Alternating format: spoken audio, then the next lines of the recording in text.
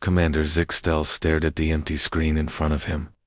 For 3 months now, every message sent to human space had received the same response. Nothing, complete silence. He touched the communication panel with one of his long, blue fingers. The device made a soft beeping sound. "Computer, show me the last message from Earth," he said. The screen flickered and showed a recording. A human man with brown hair and tired eyes appeared. This was Jake Miller, the human ambassador to the Galactic Council. His voice was calm but cold when he spoke. "We understand your decision," Jake had said. "Humanity withdraws from all galactic treaties and agreements. We will not interfere with your affairs again. This is our final message." The recording ended. Zixtel had watched it hundreds of times, but it still made him feel uneasy. Something was wrong about the whole situation, but he could not put his finger on what it was. 3 months ago, the Galactic Council had made their feelings about humans very clear. Chancellor Vorth, the tall green leader of the Krellian Empire, had stood before the council and spoken harsh words. "Humans expand too fast," Vorth had declared. "They make friends with species we barely trust. They solve problems in ways that make no sense to us. They are dangerous and unpredictable." Many council members had agreed. Trade Minister Kylanara, whose people controlled most of the galaxy's commerce, had nodded her purple head. "Humans always find new ways to do business. They change everything. We cannot control them." Military advisor Thandok, a massive warrior from the clan worlds, had pounded his fist on the table. "Human soldiers fight alongside any species. They do not respect the old ways of war. They make weak species think they can be strong." The vote had been close, but clear. The council decided that humans needed to be put in their place.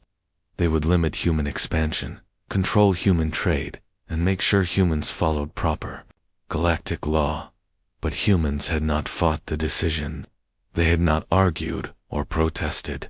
Instead, they had simply vanished.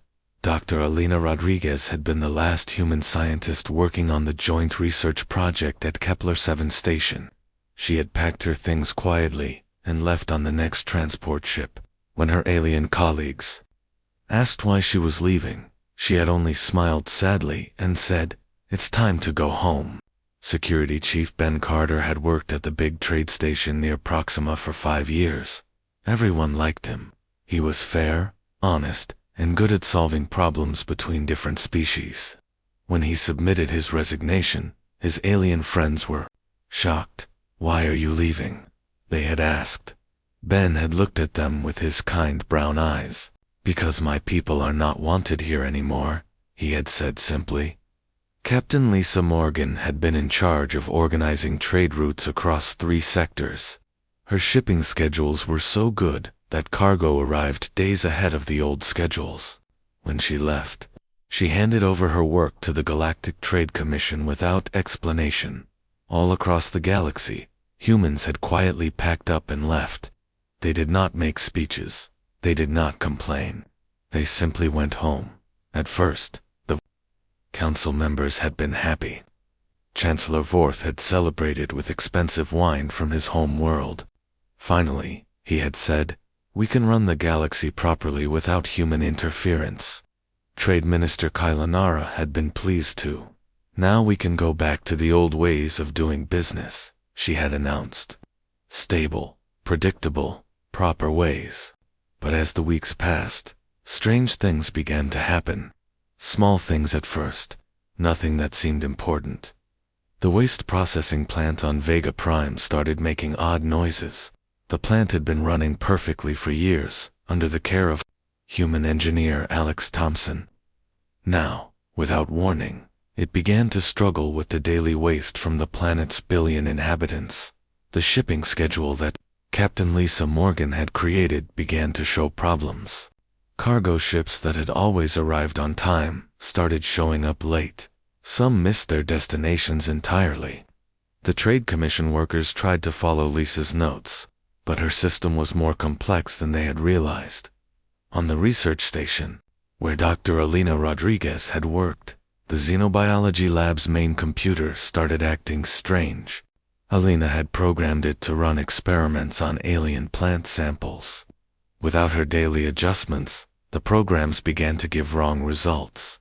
These problems were small. The council members barely noticed them. They were too busy enjoying their victory over humanity. But Commander Zixtel noticed. As head of the Altarian Defense Force, he paid attention to details. He saw reports from across the galaxy. Communications were slower. Trade was less efficient. Research projects were falling behind schedule. Something is not right, he told his aide, a young Altarian named Kevin. Kevin looked at the reports on his datapad.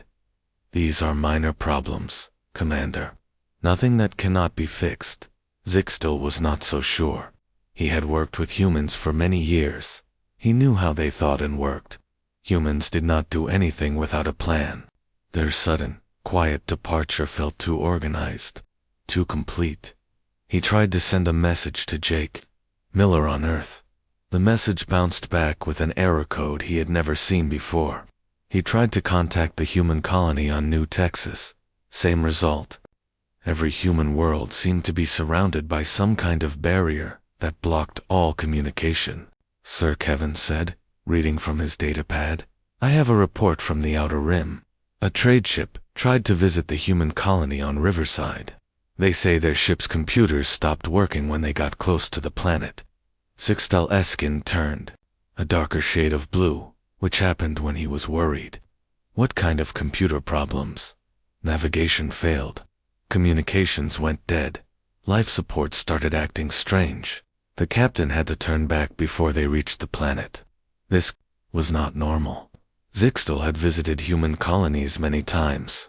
They had never used any kind of defensive technology that could affect ships from a distance. He walked to the large window of his office and looked out at the stars. Somewhere out there, billions of humans had vanished into silence. The council thought this was a victory, but Zixtel had a growing feeling that they had made a terrible mistake. In 3 months, not a single human had tried to contact the galactic government. Not one had asked for help or tried to negotiate. It was as if humanity had simply decided that the rest of the galaxy no longer existed. And the more Zixtel thought about it, the more he realized that maybe, just maybe, the humans were right. 6 months had passed since the humans went silent. What started as small problems had grown into big ones. Commander Zixtel stood in the emergency meeting room of the Galactic Council, watching as panicked reports came in from across the galaxy. The recycling station on Centauri Base has completely shut down, reported Minister Halkar from the Environmental Committee. His green face was pale with worry. Garbage from 50 planets has nowhere to go. Some worlds are already drowning in their own waste. Chancellor Vorth shifted uncomfortably in his tall chair. How is that possible? Those stations have run for decades without problems. They were designed by human engineers, Halkar replied quietly. Alex Thompson and Maria Santos built the main systems. When they left, they took all their technical knowledge with them. Trade Minister Kalanara spoke up from her seat. Her purple skin had turned almost gray from stress. The shipping problems are getting worse, much worse. Last month, only 60% of cargo ships reached their destinations on time. This month, it's down to 30%. What about the automated systems? Demanded military advisor Thandak. Ships should fly themselves using computer navigation. Kalanara shook her head. The computers follow programs created by humans. Captain Lisa Morgan designed most of our trade route algorithms. Without her updates and adjustments, the systems are failing. Ships are getting lost, running out of fuel, or arriving at the wrong planets entirely. Admiral Corvin, head of the Stellar Navy, slammed his fist on the table. This is ridiculous. We cannot let our entire civilization depend on one species. Humans were helpful, but they were not gods. But even as he spoke, Corvin knew his own forces were struggling. Human tactical advisors like Commander Steve Rogers had helped design many of their battle strategies. Without human input, the Navy's war games had become predictable and boring. Enemy forces could easily guess their moves. Science advisor Nixandra raised one of her thin hands. Her species was known for their intelligence, but even she looked confused and worried. I have been studying the technical manuals left behind by human scientists. The problem is that humans think differently than we do. What do you mean? Asked Forth. Take the fusion reactors that power our main facilities, Nixandra explained. Human engineers like Dr. Gary Mitchell and Dr. Amy Foster upgraded these reactors 5 years ago. They left detailed instruction books, but the books assume knowledge that only humans seem to have. She activated a holographic display, showing a complex diagram. Look at this safety protocol. It says, adjust the containment field when the plasma feels unstable. How do you feel if plasma is unstable? The humans never explained that part, because to them, it was obvious. The room fell silent. Everyone stared at the strange diagram filled with human notes that made no sense to non-human minds. There's more, Nixandra continued. The galactic internet is starting to break down. Network administrator Jake Sullivan and his team created adaptive protocols that keep our communication systems running, but these protocols seem to learn and change on their own. Without human oversight, they're becoming confused and unreliable. Commander Zixtel had been listening quietly, but now he spoke. I have reports from my intelligence network. Food production across the galaxy has dropped by 40% in the last 3 months. This news hit the Council like a bomb. Food was the most basic need of any civilization. How is that possible? Vorth demanded. Human farmers like Tom Baker and Susan Wright introduced new growing methods, Zixdale explained. These methods increased crop yields by 300% on most agricultural worlds.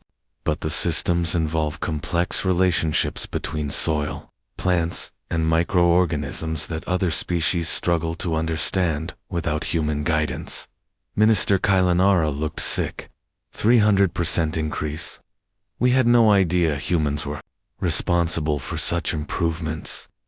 That's the problem, Zixtel said grimly. We never paid attention to what humans were actually doing. We just enjoyed the benefits and assumed someone else could do the same work. The meeting was interrupted by an urgent communication from Dr. Velther, the galaxy's chief medical officer. His face appeared on the main screen, and he looked terrified. Council members, he said, we have a crisis. The Zephyrian plague has broken out on 17 different worlds. The infection is spreading faster than anything we have ever seen. The council members looked at each other in alarm. The Zephyrian plague was deadly to most species in the galaxy. What about the pandemic? Response protocols? Asked VOR. Thought Dr. Velthor's face grew even more worried. That's the problem. Human medical researchers Dr. Chris Evans and Dr. Michelle Taylor were developing new treatments and prevention methods, but their research was only half finished when they left. We don't understand their work well enough to complete it. How many dead? Asked Zixdale quietly. 2 million so far, Velta replied, and the number is growing every day. The room fell completely silent. 2 million deaths, and the plague was still spreading. Admiral Corvin cleared his throat. I think it's time we tried to contact the humans directly. We need to swallow our pride and ask for help. Chancellor Vorth nodded slowly. I agree. Send a delegation to Earth immediately. I've already tried, Zixtel said. Every ship that approaches human space experiences the same problems. Their computers fail, their navigation stops working, and their life support systems begin to malfunction. It's as if some invisible barrier surrounds all human territory. What kind of technology could do that? Asked Nixandra. I don't know, Zixel admitted, but it's clearly beyond anything we understand. The humans must have developed it in secret. Trade Minister Kailanara stood up from her chair. Her voice was shaky when she spoke. I have something to confess to this council. 3 days ago, I tried to access the human trade database to find shipping information we desperately need. The database has been completely wiped clean. Every file, every record, every piece of human commercial knowledge is gone. Gone, Vorth repeated. Worse than gone, Kalanara said. The database structure itself has been destroyed. It's as if humans took every piece of information they ever shared with us and erased it from existence. The implications of this news slowly sank in. Humans had not just left the galaxy. They had systematically removed every trace of their knowledge and expertise. They planned this, Zixtal said quietly. This wasn't a sudden decision made in anger. The humans knew exactly what they were doing. They prepared for months, maybe years, to completely separate themselves from galactic civilization. Military advisor Thandok, who had been silent for most of the meeting, finally spoke. We underestimated them. We thought humans were just another species we could control and manage. But they were smarter than all of us. Chancellor Vorth looked around the room at his advisors. For the first time since the humans left, he began to understand the full scope of what the Council had lost. How long before our civilization completely collapses? He asked. Science advisor Nixandra checked her datapad. If current trends continue, major systems will start failing within the next 6 months. Complete societal breakdown could happen within 2 years. The most powerful leaders in the galaxy sat in stunned silence, finally realizing that they had made the biggest mistake in galactic history. 1 year had passed since humanity disappeared. The Galactic Council chambers were dark and cold. Half the lights had stopped working weeks ago, and no one knew how to fix them. Chancellor Vorth sat alone at the great table, reading reports that got worse every day. The fusion reactor that powered the council building had failed 3 times in the past month. Each time, emergency repair teams managed to restart it, but they had no idea why it kept breaking down. The reactor had been perfectly reliable for decades, until the humans left. Vorth remembered Dr. Gary Mitchell, the human physicist who had upgraded the reactor systems. Gary had been a quiet man with gentle eyes and careful hands. He had worked on the reactors for months, making small changes that he said would make them more stable and efficient. The changes are simple, Gary had explained to the Council's technical staff. Just small adjustments to the containment field generators and plasma flow regulators. Nothing complicated. But now, without Gary's constant attention, the reactors were dying. The technical manuals he had left behind might as well have been written in an alien language. They contained phrases like adjust the field harmonics until the plasma feels balanced, and listen for the humming sound that means everything is working properly. How do you listen to a fusion reactor? How do you feel if plasma is balanced? These were questions that only humans seemed able to answer. Vorth's thoughts were interrupted by his aide rushing into the chamber. Kexvalum was young and usually calm, but today he looked panicked. Chancellor Kexvalum said, breathing hard, the communication grid is collapsing. Entire sectors have gone dark. We've lost contact with 47 star systems in the last week alone. Vorth closed his eyes and rubbed his temples. The galactic internet had been humanity's gift to the galaxy. Before humans arrived, communication between distant worlds took months or years. Human network specialists like Jake Sullivan had created a system that could send messages across the galaxy in hours, but the system was breaking down. Without human maintenance, the adaptive protocols that kept the network running had become confused and unstable. Messages were being lost, or corrupted beyond recognition. What about the emergency communication channels? Vorth asked. They're failing too, Kexvalum replied. The backup systems were also designed by humans. We're losing the ability to coordinate with our own government facilities. Before Vorth could respond, the chamber doors burst open. Dr. Helenix, the chief agricultural advisor, stumbled in. His usually neat appearance was disheveled, and his hands were shaking. Chancellor, he gasped. The food crisis is worse than we thought. Harvests are failing on every major agricultural world. Some planets are reporting crop yields down by 70%. Vorth felt his stomach drop. Food shortages meant riots, rebellion, and the collapse of planetary governments. How is this possible? He asked, though he already suspected the answer. Human farmers revolutionized our agricultural systems, Dr. Helenix explained. Tom Baker developed new soil treatment methods that increased productivity beyond anything we thought possible. Susan Wright created biological pest control systems that were completely natural and environmentally safe. And now, the soil treatments require constant monitoring and adjustment. The biological systems need careful balance between predator and prey species. Without human knowledge, we're trying to maintain systems we don't understand. Dr. Helenix activated a holographic display showing agricultural data from across the galaxy. Red warning indicators covered most of the map. The humans understood something about biology that we missed, he continued. They saw connections between soil, plants, insects, and weather that our scientists never noticed. Their farming methods worked with natural systems instead of fighting against them. Vorth stared at the display.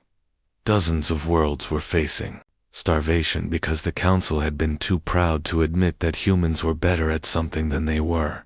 A new alarm began sounding in the chamber. The medical emergency signal. Vorth's blood ran cold. Dr. Velther's image appeared on the main communication screen.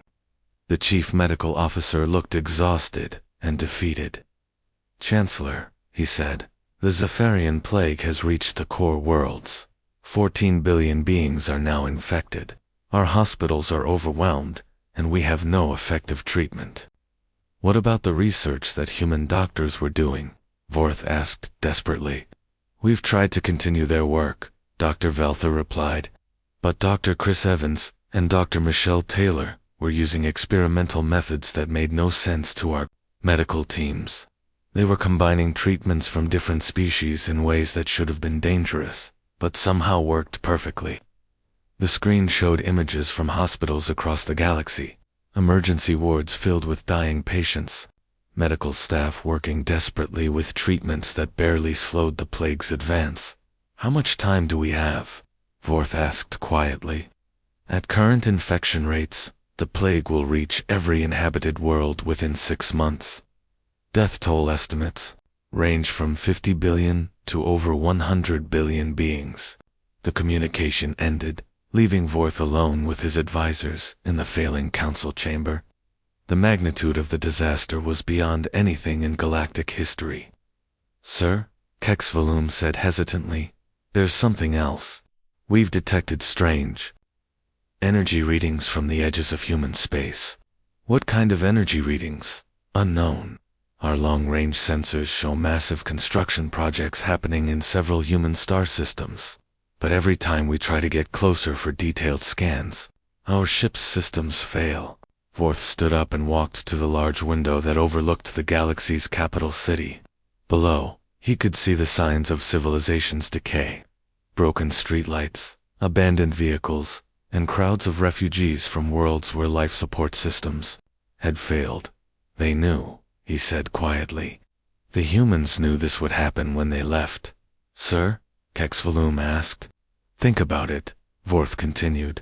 "Humans spent decades integrating themselves into every aspect of galactic civilization. They improved our technology, our agriculture, our medicine, our communication systems. They made themselves indispensable, and we never realized it." He turned back to face his advisors. "When we forced them to choose between submission and isolation, they chose isolation. But they prepared for it. They must have spent years planning for the possibility that they would have to leave." Kexvolume looked confused. "But why would they help us so much if they knew we might reject them?" "Because that's what humans do," Vorth said bitterly. "They help. They improve things. They solve problems. It's their nature. But when we told them their help wasn't wanted, they took it away." Dr. Helenix spoke up. Chancellor, we have to try to contact them again. We need their help. Our civilization is dying without them. Vorth nodded. Prepare our fastest diplomatic ship, loaded with every form of communication device we have. I'll personally lead a mission to Earth. Sir, Kexvalum said nervously, every ship that has tried to enter human space has been forced to turn back. Their computers fail, their life support systems malfunction. Then we'll have to find another way, Vorth declared. Because the alternative is watching everything we've built crumble into dust. But even as he spoke, Vorth wondered if it was already too late. The humans had been gone for a year. How much damage had been done to the relationship between humanity and the rest of the galaxy? Would the humans even want to help the people who had rejected them? Outside the window, another section of the city went dark as its power grid failed. Time was running out, and the galaxy was learning too late that sometimes the most important people are the ones you don't notice until they're gone. 18 months after the silence began, the truth came out by accident. Archivist Telmar was searching through old data files, looking for any information that might help repair the failing communication systems. Most of the archives were damaged, or corrupted, but deep in the restricted section, he found something that made his blood freeze. The files were locked with human encryption, designed by cryptographer Daniel Wright. Telmar had been trying to break these codes for months. Today, finally, one of the files opened. What he found inside changed everything. Telmar's hands shook as he read document after document. His eyes grew wide with disbelief, then horror, then something close to terror. When he finished reading, he sat in silence for a long time. Then he ran to find Chancellor Vorth. Chancellor Telmar gasped when he burst into Vorth's office. You need to see this immediately. Everything we thought we knew about humans is wrong. Vorth looked up from his desk, where he had been reading the latest disaster reports. What do you mean? Telmar activated his portable display unit? Files and documents appeared in the air, all marked with human classification codes. These are human records from the past 20 years, Telmar explained. Secret files that show what humans were really doing while they worked with us. The first document was titled Infrastructure Integration Project, Phase 1. It was written by communications engineer Rachel Davis. Look at this, Telmar said, pointing to a section of the report. Rachel Davis didn't just improve our communication systems. She completely rewrote them. Every message that travels through the galactic internet passes through human-designed protocols. Without those protocols, the entire network fails. Vorth read the document in growing amazement. She embedded human technology into our communication systems. It gets worse, Telmar continued, opening another file. Environmental engineer. Paul Anderson didn't just help design atmospheric processors for new colonies. He secretly upgraded the air recycling systems on over 300 established worlds. Without his maintenance protocols, those worlds will become uninhabitable. File after file revealed the same pattern. Humans had quietly, systematically integrated themselves into every critical system in galactic civilization. They had done it so carefully and cleverly that no one had noticed. Dr. Lisa Chen had redesigned the navigation computers, used by 90% of the galaxy's spacecraft. Transport engineer Carl Johnson had upgraded the power distribution systems on major space stations. Agricultural specialist Linda Martinez had introduced self-replicating soil improvement systems that had been working silently for years. They didn't just participate in our civilization, Vorth said slowly. They became the foundation of it. There's more, Telmar said grimly. He opened a file marked Contingency Planning Project Exodus. This document was different. It was written by Commander Steve Rogers, a human military advisor who had worked with the Council's defense forces. The file was dated 3 years ago. Growing tensions with Galactic Council leadership suggest possible future conflict, the document began. Human Integration Committee recommends preparation for complete withdrawal scenarios. All human personnel should be ready to implement system disconnection protocols on 12 hours' notice. Vorth felt sick. They saw this coming. They planned for it. Commander Rogers organized the entire withdrawal, Telmar explained. He had human agents throughout the galaxy, all trained to remove human-designed systems when the order came. They didn't just leave, Chancellor. They systematically disconnected every piece of technology that kept our civilization running. The final document in the file was the most shocking of all. It was a complete inventory of human contributions to galactic civilization. The list went on for hundreds of pages: fusion reactor safety systems, medical diagnostic equipment, agricultural enhancement programs, waste recycling algorithms, planetary defense networks, emergency response protocols, trade route optimization systems, diplomatic translation software, scientific research methodologies, everything. Humans had quietly improved or completely redesigned nearly every technology that galactic civilization depended on. How did we not know about this? Vorth asked. Because humans made it look easy, Telmar replied. They never took credit. They never demanded recognition. They just fixed problems and made things work better. We assumed our own people were responsible for the improvements. Vorth stood up and walked to his window. The city below was darker than ever. More buildings stood empty as their life support systems failed. In the distance, he could see smoke rising from the industrial district, where another fusion reactor had suffered a cascade failure. There's something else, Telmar said quietly. I found evidence that humans were preparing for our rejection long before the council vote. What kind of evidence? Supply shipments? Over the past 5 years, humans quietly stockpiled equipment and resources in their home systems. They also began evacuating certain alien populations who were friendly to humanity. Telmar showed Vorth shipping records that revealed the truth. Humans had been moving their alien friends and allies to safety in human space. Species like the peaceful Deltans and the scholarly vegan outcasts had been relocated to human worlds. Months before the council vote, they saved their friends, Vorth realized. While we were planning to put them in their place, they were planning to save anyone who might be hurt by our decisions. The evacuation is still continuing, Telmar added. We've detected transport ships moving people from failing worlds to the edge of human space. They're rescuing aliens whose governments can no longer support them. Vorth closed his eyes. The scope of human foresight and preparation was overwhelming.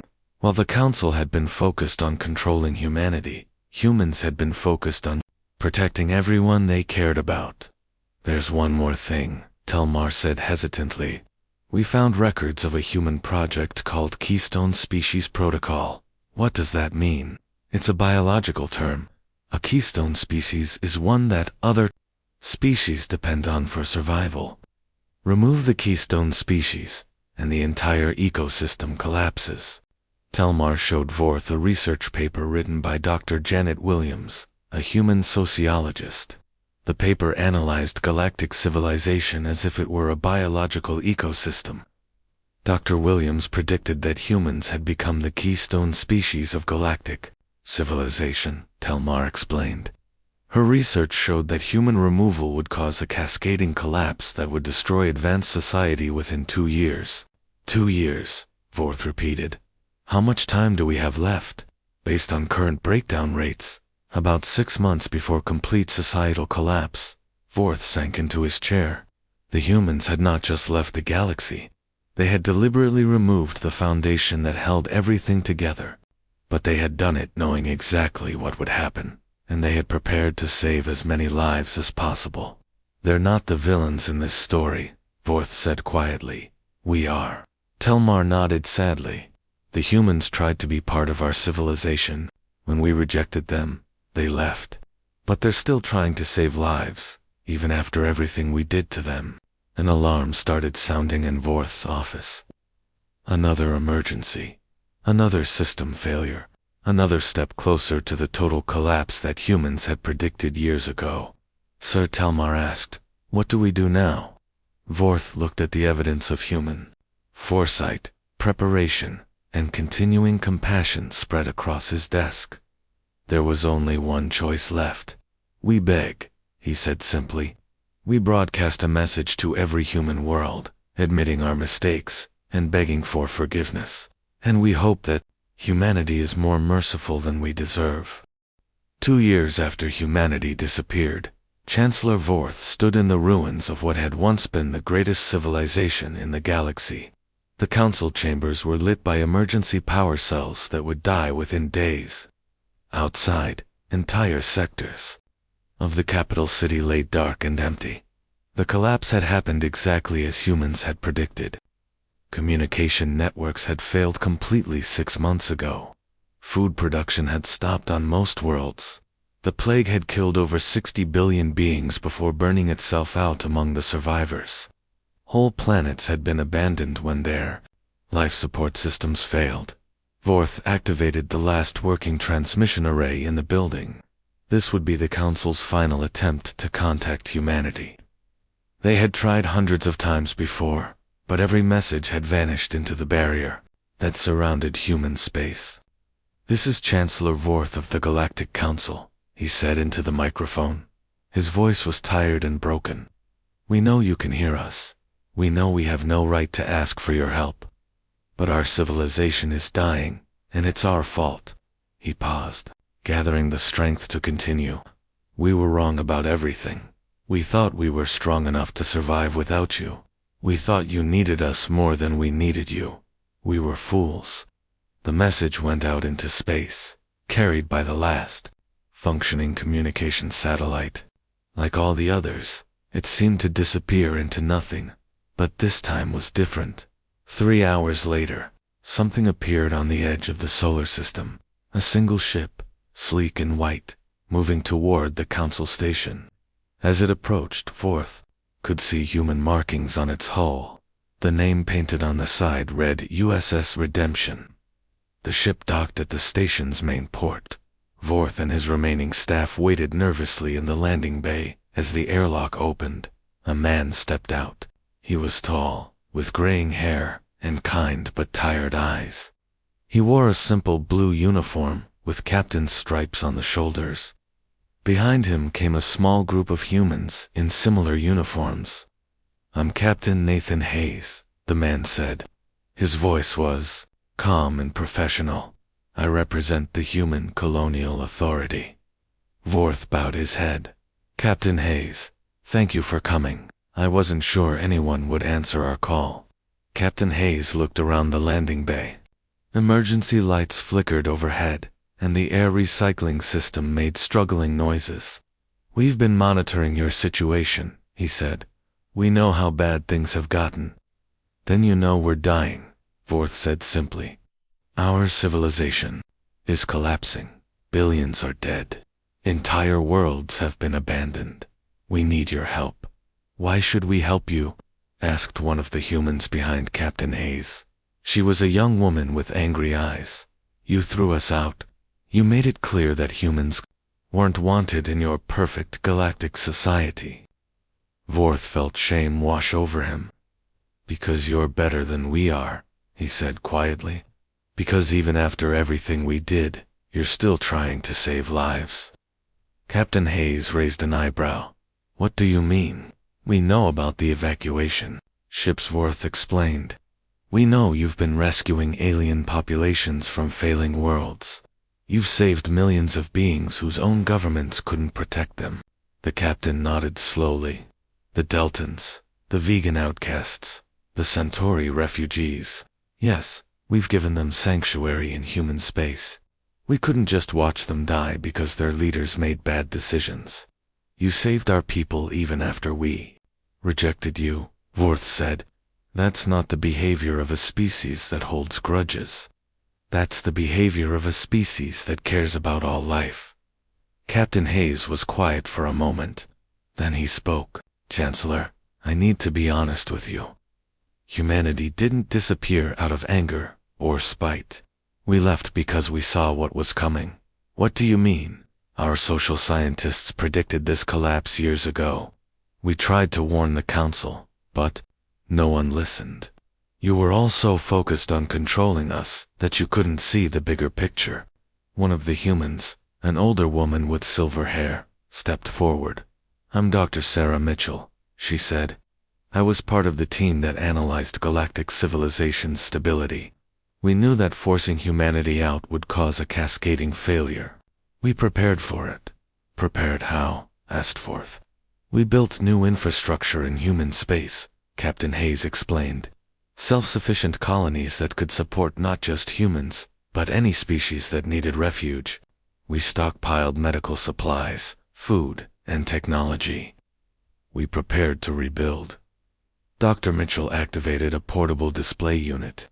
Images appeared in the air, showing vast construction projects in human star systems, space stations, agricultural platforms, research facilities, medical centers. We've spent the last 2 years creating a new civilization, she said. One based on cooperation instead of domination. One where every species has a voice and a place. Vorth stared at the images. The human colonies looked nothing like the old galactic civilization. They were cleaner, more efficient, more beautiful. And in the images, he could see beings from dozens of different species working together. You built paradise while we were destroying ourselves, he said. We built hope, Captain Hayes corrected. The question now is whether the rest of the galaxy wants to be part of it. What would that require? Vorth asked. Captain Hayes looked serious. Complete restructuring of galactic government.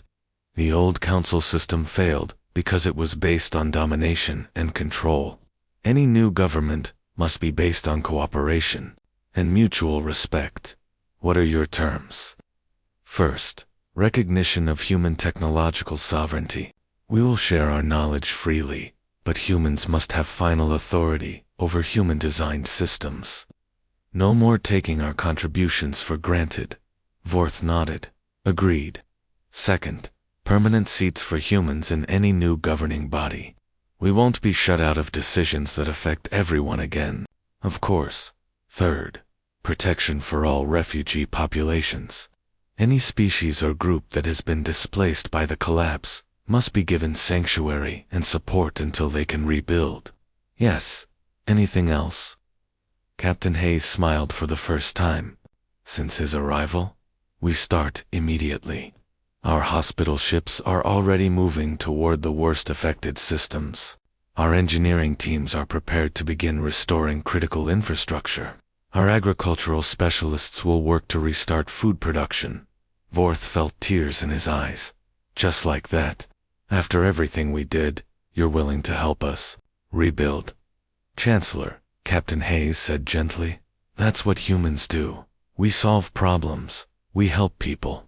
We build things that work. It's who we are. Dr. Mitchell spoke up. But the galaxy that emerges from this crisis will be different.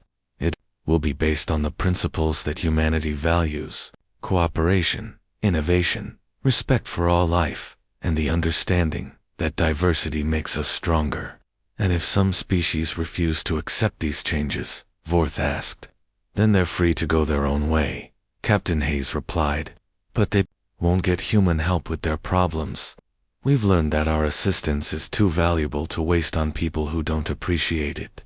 Over the following months, human ships spread across the galaxy.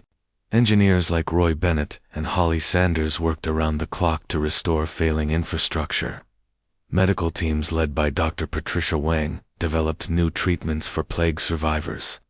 Agricultural specialists taught alien farmers how to work with natural systems instead of fighting against them.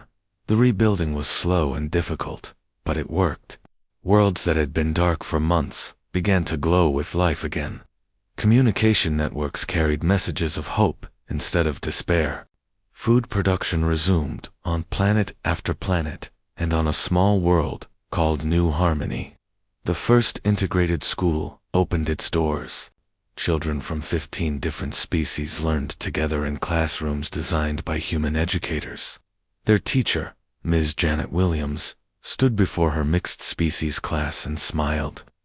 "Today we're going to learn about cooperation," she said to the eager young faces looking up at her. "Can anyone tell me why different species need to work together?" A young Altarian raised his blue hand. "Because everyone is good at different things." "That's right," Ms. Williams said. "And what happens when we combine everyone's talents?" A Delton child spoke up in her musical voice. "We can solve problems that no one could solve alone." "Exactly," Ms. Williams said. "That's the most important lesson you'll ever learn. Together, we're stronger than we could ever be apart." In the rebuilt galaxy, that lesson was being learned every day, and humanity, no longer silent, was helping to teach it to everyone who would listen.